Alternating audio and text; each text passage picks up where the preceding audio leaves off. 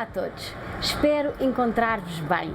Estamos ainda no mês de maio, no mês das flores, e por isso no passado vídeo falávamos de plantas e Feng Shui. E nessa continuidade vamos falar hoje sobre varandas, como estes espaços exteriores, por vezes pouco cuidados por parte de muitos. Vamos saber como é que eles nos podem ajudar em termos de trazer boas energias para dentro de casa e mostrarmos também a nossa boa energia aos outros, ao nosso exterior. Vamos saber como.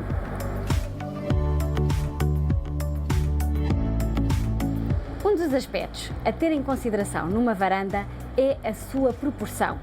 Isto diz respeito não só ao tamanho das varandas, porque há varandas mais pequenas, outras maiores, mas também na forma como nós compomos esse espaço.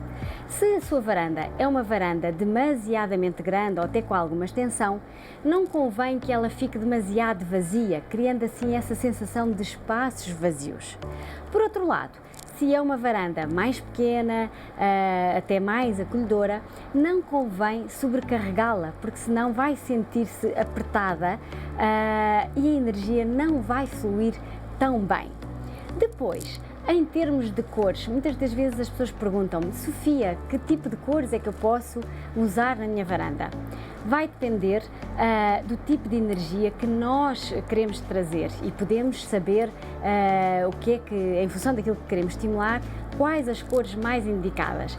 Contudo, no caso de termos varandas com uma forte exposição solar, como é o caso das varandas localizadas a sul ou sudoeste, que são geralmente bastante quentes, nós vamos querer ter ambientes mais frescos e por isso as cores yin mais suaves, mais tranquilizantes, mais claras, vão ser ótimas a criar esse equilíbrio entre o yin e o yang.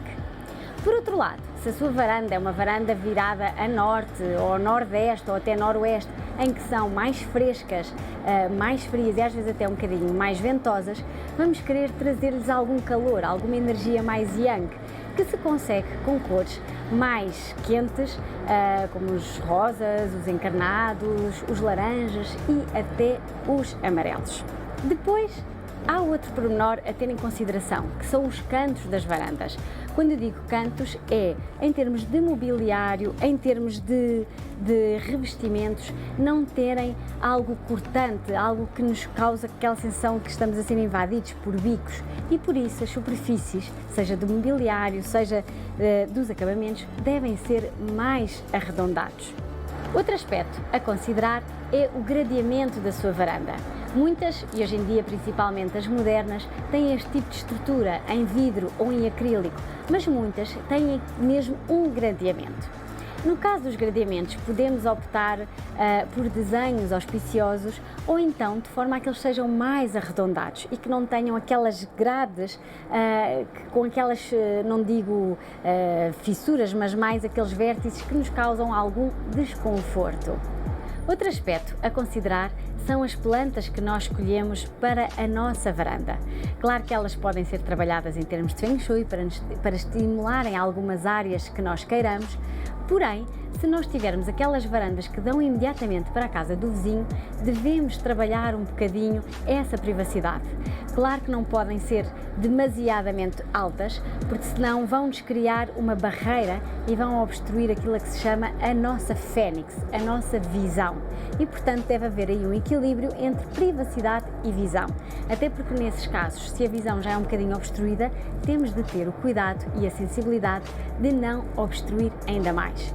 No caso de varandas como estas, que são mais desafogadas e com vistas mais abertas, podemos escolher outro tipo de plantas que não nos obstruam a vista também. Não precisamos aqui de trabalhar a privacidade, mas podemos optar por plantas que nos deem conforto, como é o caso, por exemplo, das aromáticas, dos alfazemas, que através dos seus cheiros nos proporcionam boas energias e assim uma sensação de saúde do ambiente.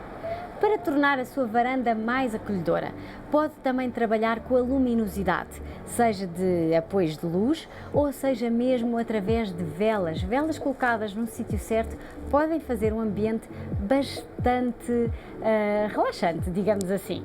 Por fim, lembre-se de criar recantos que estimulem o estar na varanda, o estar em contacto com a natureza, com o exterior.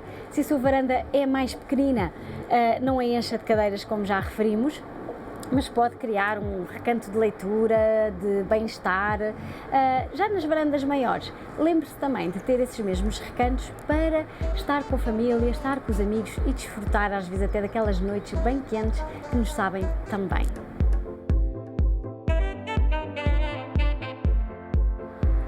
Ora, estando o mês de maio a terminar e o verão já aí a começar, no próximo vídeo vou-vos falar sobre destinos favoráveis para irem viajar ou de férias.